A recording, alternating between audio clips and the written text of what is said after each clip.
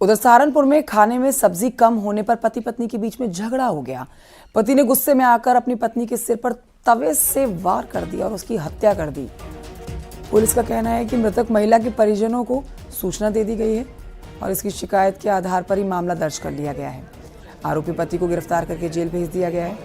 ये घटना नकुड़ थाना क्षेत्र की है। मृतक महिला का नाम शहनाज है और उसके पति का नाम इब्ने अली है, जो कि मजदूरी का काम करता है। अक्सर पति पत्नी में किसी बात को लेकर विवाद बना ही रहता था। खाने को लेकर जो विवाद हुआ वो इतना बढ़ गया कि पति ने पत्नी की हत्या ही कर दी।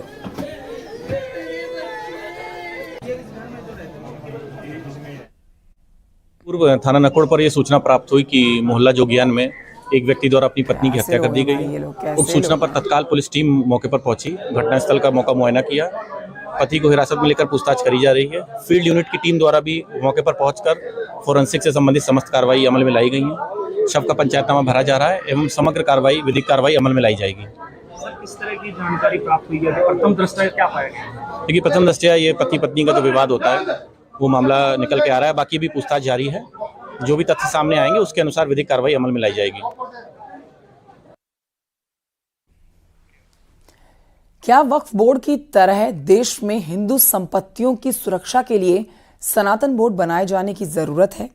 वक्फ संशोधन बिल के वक्त में इस तरह की मांग उठती रही है, लेकिन अब मशहूर कथावाचक देवकीनंदन ठाकुर ने सरकार से सीधे सीधे मांग कर दी है कि वो वक्फ की तरह ही सनातन बोर्ड का गठन करें। अब कथावाचक देवकीनंदन ठाकुर की मांग पर सियासत तेज हो गई है। रिपोर्ट देखिए।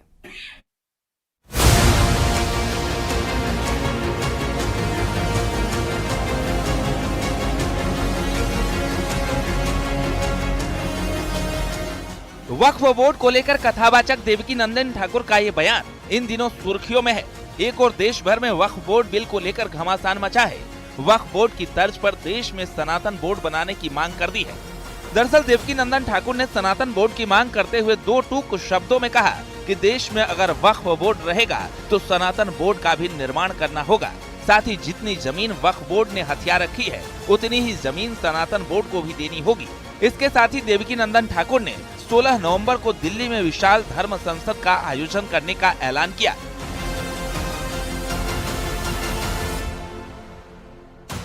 वक्फ बोर्ड इस देश में रहेगा तो सनातन बोर्ड का निर्माण होगा। सनातन बोर्ड का निर्माण इस देश में सरकार को करना होगा। प्रत्येक राजनीतिक पार्टी को इसका जवाब देना होगा। अगर आप वक्फ बोर्ड का सपोर्ट करते हो तो आपको सनातन बोर्ड का सपोर्ट करना होगा।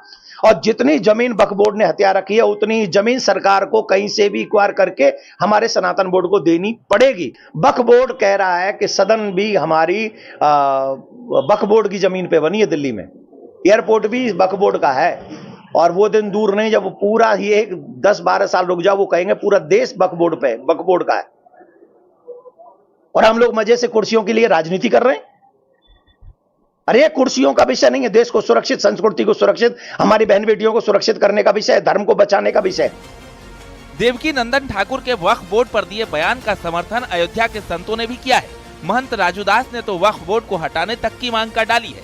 वहीं मुस्लिम स्कॉलर ने देवकीनंदन ठाकुर को बाबा बताते हुए कहा कि उनको नियम कानून की कम जानकारी है। उन्होंने कहा वक्फ बोर्ड हटनी चाहिए। स्वाभाविक है, जब एक बार धर्म के आधार पर देश का बंटवारा हो गया, आप जमीन भी ले लिए, पाकिस्तान भी चले गए और उसके बाद आपको बोर्ड भी चाहिए। इसके नाते मैं मांग करता हूं कि जितने सिंधी सिंध में हिंदुस्तान आना चाहते हैं उनको इस वक्फ बोर्ड की जमीन में बसाना चाहिए, क्योंकि वो आना चाह रहे हैं और वहां से पाकिस्तान आने नहीं दे रहा है। उनको बाबा हैं, उनको नियम कानून की जानकारी नहीं है, इसलिए वो ऐसा बोलते रहते हैं और सरकार का श्रेय मिल रहा है उनको, इसलिए कुछ ज़्यादा ही बोलने लगे।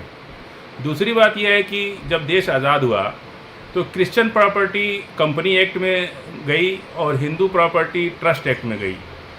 इसीलिए सारे मंदिर और सारी हिंदू संप्रदाय की जो भी ज़मीनें होती हैं वो ट्रस्ट में होती हैं और मुसलमानों ने अपनी ज़मीन को वक्फ में रखा। वक्फ का मतलब कि उस ज़मीन को किराए पर दिया जा सकता है लेकिन उसको बेचा नहीं जा सकता। देखिए, सबसे पहले तो हमें यह पहल करना होगा, सरकारों से मांग करनी होगी, हिंदू समाज संगठित होकर आगे आकर मांग करे कि वह बोर्ड को समाप्त करें, अन्यथा ये पाकिस्तान से बड़ा देश बना लेंगे। जाहिर सी बात है, इनके पास आज तीसरे नंबर पर सबसे ज़्यादा ज़मीनें हैं। तो सबसे पहले हमें इस बात पर पहल करनी पड़ेगी कि हम जल्द से जल्द वक्फ बोर्ड को समाप्त करें, और उसके बाद यदि जनता जागरूक है, संगठित हिंदू एकत्र होकर आगे आता है, तो निश्चित ही सनातन बोर्ड का भी पहल किया जाएगा।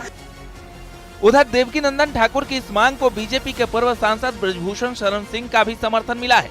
उन्होंने कहा कि देवकीनंदन ठाकुर की बात जायज है, सबका बन रहा है तो बनने दीजिए, हमें तो नहीं लगता कि इसमें कोई दिक्कत है।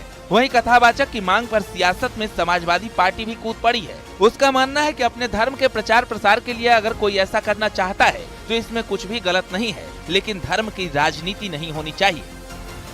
देवकीनंदन जी से बात करेंगे, हमको तो लगता है कि उनकी भी बात जायज है, बनना चाहिए सनातन। अब जब सबका बनना है तो उसमें बनने में क्या दिक्कत है, बनना चाहिए। हमको तो नहीं लगता इसमें कोई दिक्कत होनी चाहिए।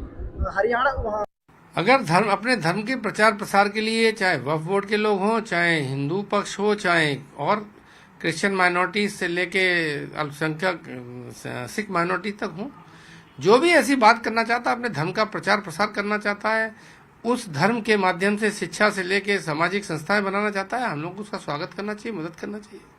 केवल परहेज धर्म के नाम पर राजनीति करने वालों से करना चाहिए, धर्म के का राजनीति में दुरुपयोग करने वालों से करना चाहिए। जाहिर है, आगामी 16 नवंबर को दिल्ली में आयोजित होने वाली धर्म संसद में सनातन बोर्ड की मांग पर जोर रहेगा।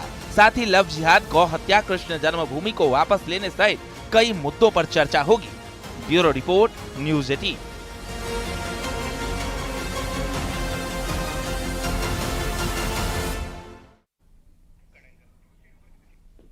और ये बढ़ते हैं आगे। हैदराबाद की खबर जानिए, जहां पर एक पटाखे की दुकान में भीषण आग लगने से हड़कंप मच गया।